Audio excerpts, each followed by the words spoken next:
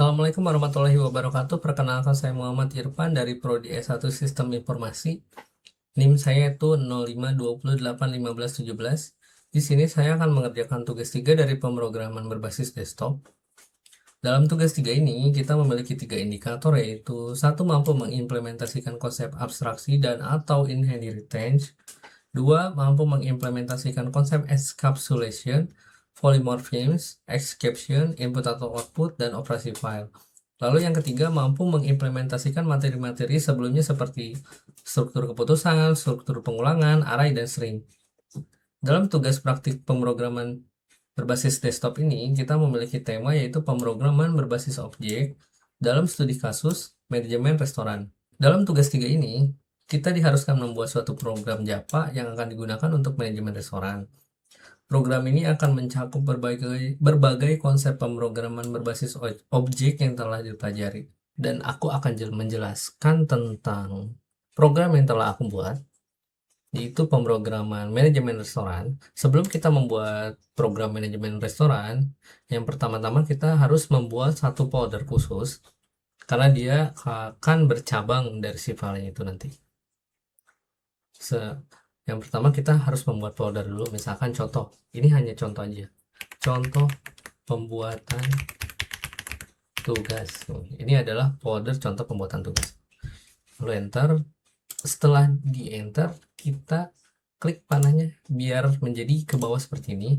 Lalu kita hanya mengklikkan saja ini new file, lalu kita ketikkan nama file yang ingin kita buat, yaitu contoh tugas 3 titik Java. Karena kita menggunakan Java, jadi di belakangnya kita menggunakan titik Java. Karena kalau misalkan kita nggak pakai titik di belakangnya atau nama di belakangnya, dia tidak akan menjadi file Java kalau untuk di Visual Code.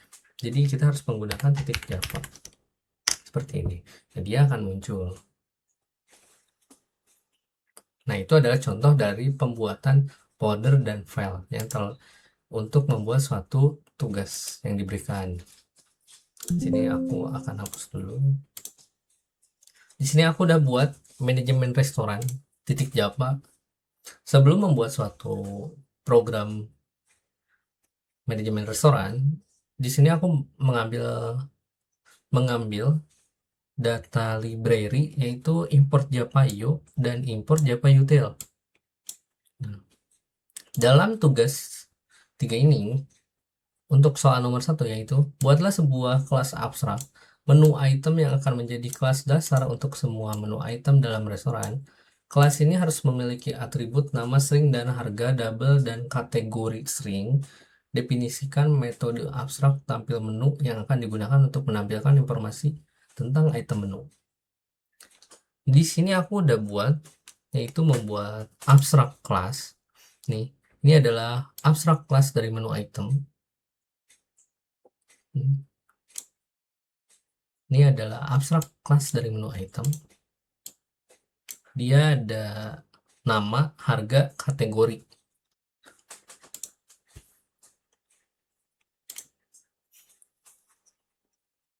Lalu juga aku membuat metode tampil menu seperti public abstract void tampil menu. Lalu untuk soal nomor 2, yaitu buatlah 3 kelas turunan dari menu item, makanan, minuman, dan diskon. Nah, untuk turunan dari menu item, yaitu ini adalah kelas turunan dari menu item, makanan dan minuman. Nah, ini public makanan, string nama, double harga, string jenis makanan. Lalu yang minuman yaitu public minuman, string nama, double harga, string jelas. Nah, ini. Lalu ada juga yaitu diskon. Nah, ini adalah turunan dari diskon. Nah, itu adalah turunan dari menu item, makanan, minuman, dan diskon. Lalu nomor 3, yaitu buatlah sebuah kelas menu yang akan digunakan untuk mengelola semua item menunya dalam restoran. Kelas ini harus memiliki atribut berupa sebuah array list menyimpan semua item menu. Nah, di sini aku udah buat juga. Nah, ini adalah kelas menu menggunakan array list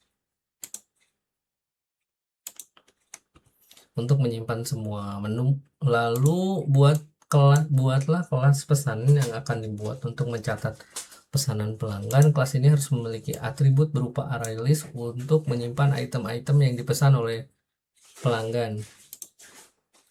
Kelas pesanan kita cari. Nah, ini adalah kelas pesanan menggunakan array list.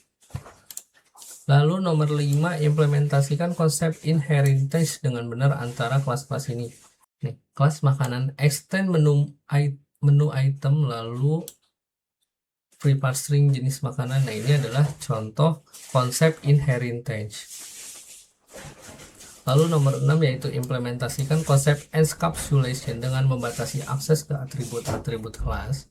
Encapsulation itu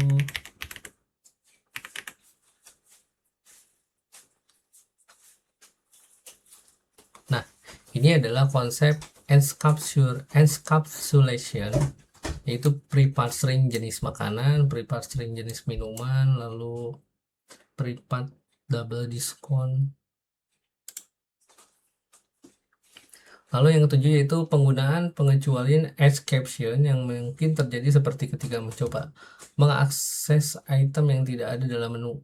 Ini adalah contoh penggunaan pengecualian dalam kurung exception try.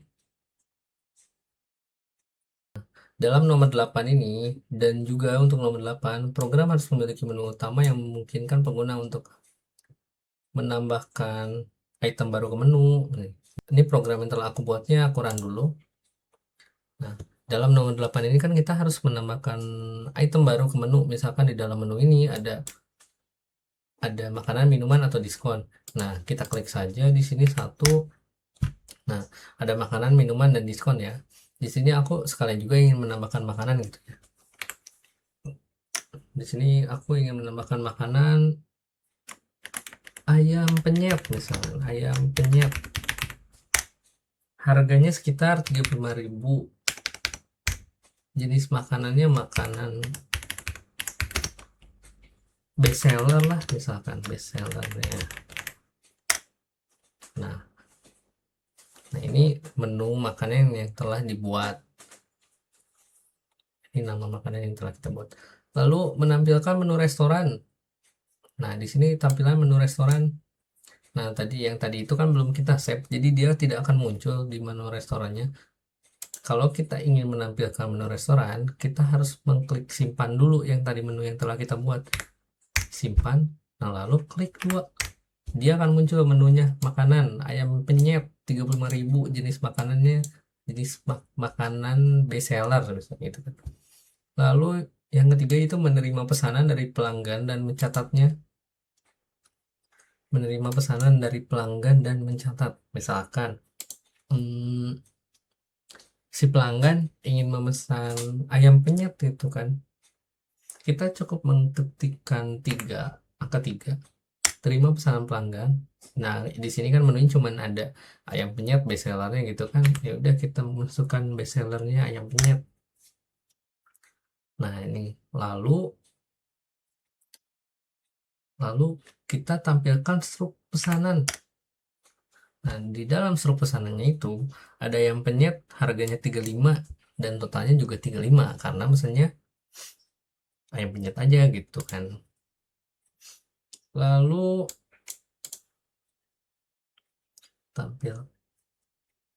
menghitung total biaya pesanan dengan mempertimbangkan diskon yang mungkin diterapkan. Nah, ini ada diskon. Kalau ada diskon berarti dari si menunya ditambah lagi nih. 1 tambah item menu. Sini aku mau nambahin ini misalkan apa? Minuman juga deh.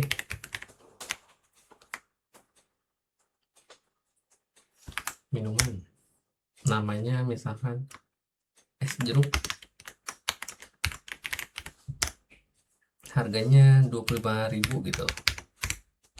Mahal banget ya es jeruk 25.000. Jeruknya dari jeruk Jerman. Jenis minumannya yaitu minuman dingin.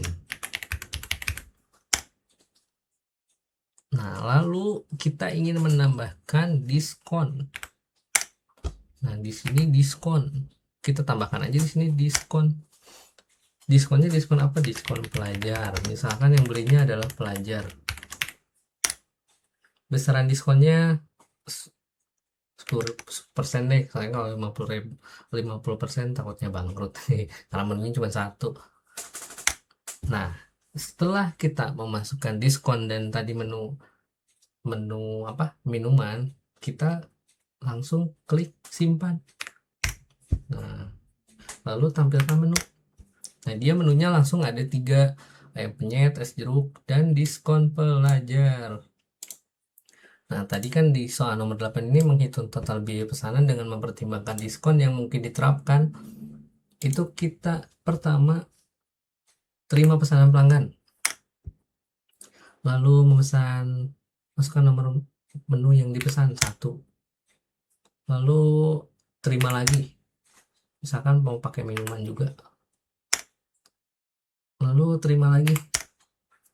Tadi ayamnya mau nambah 2 deh, 2. Nah, gitu kan. Terus tambah lagi ayam lagi, misalkan 1 lagi, 3 ayam, 1 minum gitu. Nah, dia ternyata pelajar nih, terus ditambahkanlah diskon. Terima lagi. Diskon klik 3. Lalu tampilkanlah struk pesanannya. Nah, nah pesanannya itu kan tadi ayam penyetnya jadi 4 ya. Tadi kita memesan ayam penyetnya jadi 4. Nah, memesan ayam penyetnya jadi 4. Lalu es jeruknya 1. Terus dia dapat diskon nih 10%. Nah, jadi total bayarnya itu sekitar 148.500. Nah, ini sudah termasuk diskon. Dan dia pun bayarlah.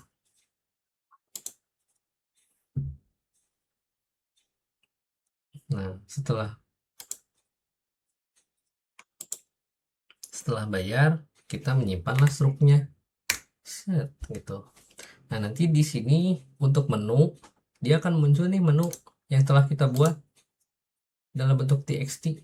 Nah, ini adalah menu yang telah kita buat. Minuman, terus diskonnya juga udah.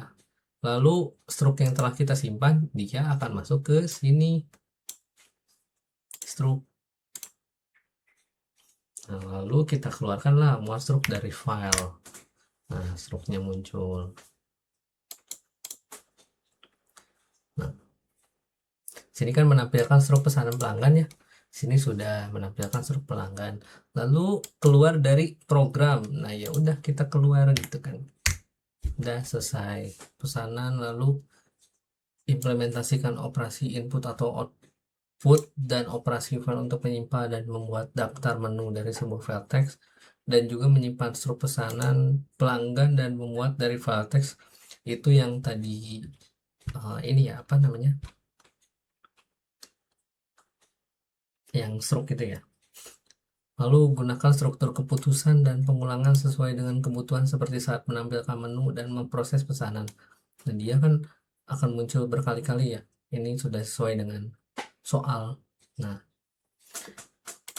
itu saja penjelasan dari saya tentang tugas 3 yang telah diberikan. Dan ini adalah program yang telah aku buat. Ini juga sudah mencakup dari semua yang ada di soal. Oke, sekian dan terima kasih. Wassalamualaikum warahmatullahi wabarakatuh.